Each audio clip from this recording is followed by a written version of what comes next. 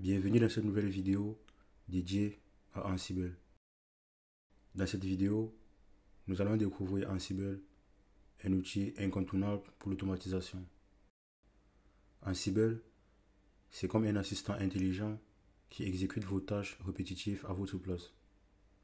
Imaginez devoir allumer 100 lampes, une par une. Avec Ansible, vous appuyez sur un seul interrupteur qui ici est le playbook et toutes les lampes s'allument. Ansible est constitué d'un inventory et aussi des modules qui sont des talents de chaque serveur et enfin des playbooks. Quand vous lancez un playbook, Ansible consulte d'abord votre inventory pour savoir quels serveurs sont concernés. Ensuite, il leur envoie des instructions précises via des modules. La magie opère parce que tout est bien orchestré à l'avance dans votre playbook. On va prendre un exemple concret. Imaginons un cas pratique. Nous avons plusieurs serveurs web qui doivent tous avoir la même configuration Nginx. Faire cela manuellement pour chaque serveur prendrait des heures et serait source d'erreur. Pour faire cela avec Ansible, on aura besoin d'un fichier host. C'est notre carte des serveurs. On y définit les groupes logiques pour s'y retrouver. Ensuite, on aura notre playbook. C'est notre plan d'action détaillé. Quand Ansible lit ce playbook, il suit scrupuleusement notre scénario. D'abord, il installe Nginx sur tous les serveurs du groupe Web Server. Ensuite, il s'assure que le service est bien démarré. Enfin, il déploie notre page HTML personnalisée. La beauté des choses, c'est que nous pouvons relancer ce playbook autant de fois que nous voulons. Ansible est assez intelligent pour ne modifier que ce qui doit l'être. Ansible est idempotent, ce qui permet de relancer un playbook sans craindre de tout casser. Ansible est aussi agentless. Contrairement à d'autres outils, Ansible n'a pas besoin d'installer de logiciel sur les serveurs cibles. Ansible est constitué de modules. Ce sont des briques de base qui permettent à Ansible d'être aussi polyvalent. Pour bien saisir la puissance d'Ansible, imaginez que chaque module ait un super pouvoir différent.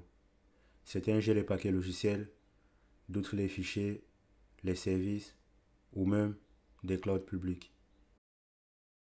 Pour résumer, Ansible est un outil d'automatisation open source qui permet de configurer des serveurs comme Linux, Windows, des réseaux et aussi du cloud. Il permet aussi de déployer des applications et d'orchestrer des tâches complexes sur plusieurs machines. Ansible fonctionne selon une architecture client-serveur avec un control node qui est la machine où Ansible est installé. Cela peut être votre PC ou un serveur CI/CD et un inventory qui est un fichier host listant les machines à gérer avec des groupes, des IP ou encore des variables. Il est aussi constitué de modules avec des commandes prédéfinies comme par exemple apt, copy ou encore service et des playbooks qui sont des fichiers YAML décrivant les tâches à exécuter avec des protocoles SSH ou encore WinRM qui sont des protocoles pour se connecter aux machines cibles, ce qui permet à Ansible de ne pas avoir d'agent. Et pour son mode de fonctionnement, il est agentless, ce qui signifie qu'on n'a pas besoin d'installer un agent sur les machines cibles, avec notamment l'utilisation de SSH et WinRM. Et comme on l'a vu, Ansible est idempotent. On peut relancer plusieurs fois sans effet secondaire. Ansible vérifie l'état avant d'agir. Le control node pousse les configurations vers les machines. On peut installer Ansible sur Linux avec des distributions Ubuntu ou encore Debian. On peut aussi l'installer sur Mac via Homebrew et sur Windows via WSL en activant WSL et en installant Ubuntu depuis le Microsoft Store. On peut aussi l'installer via pip pour toutes les plateformes.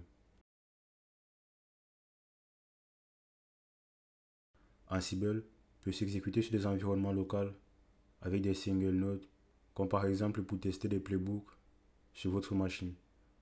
Il peut également être installé sur des serveurs distants en SSH, comme par exemple pour la gestion des packs des serveurs via un inventory, et sur des environnements cloud comme AWS, Azure, GCP et bien d'autres, avec l'utilisation des modules dédiés comme Amazon.aws ou encore Azure.az Collection. Ansible peut également être exécuté sur des conteneurs avec Docker ou encore Kubernetes pour la gestion des conteneurs via des modules comme Docker Container ou encore Kubernetes.core. On peut utiliser Ansible pour de l'automatisation des tâches système, comme par exemple mettre à jour plus de 100 serveurs en une seule commande. On peut également l'utiliser pour le déploiement d'applications comme du CI/CD avec GitLab, Jenkins et Ansible. Aussi pour la gestion des configurations avec une standardisation des serveurs avec des normes comme ISO, PCI et bien d'autres. On peut aussi utiliser Ansible pour l'orchestration cloud pour des tâches comme de l'autoscaling de cluster Kubernetes. Quelques bonnes pratiques d'Ansible: il faut structurer avec des rôles, comme par exemple cette commande pour créer une arborescence standard. Il faut aussi utiliser Ansible Vault pour les secrets. Et aussi, il faut toujours tester avec l'option check. Ansible est simple avec l'utilisation des fichiers YAML, puissant avec l'utilisation des modules et polyvalent avec son utilisation pour le cloud, dans les conteneurs et les réseaux.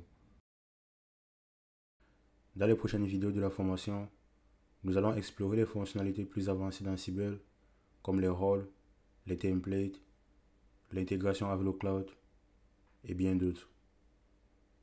Je vous invite à liker cette vidéo et à vous abonner à la chaîne si tel n'est pas encore le cas pour ne pas manquer la suite de la formation. On se retrouve dans la prochaine vidéo.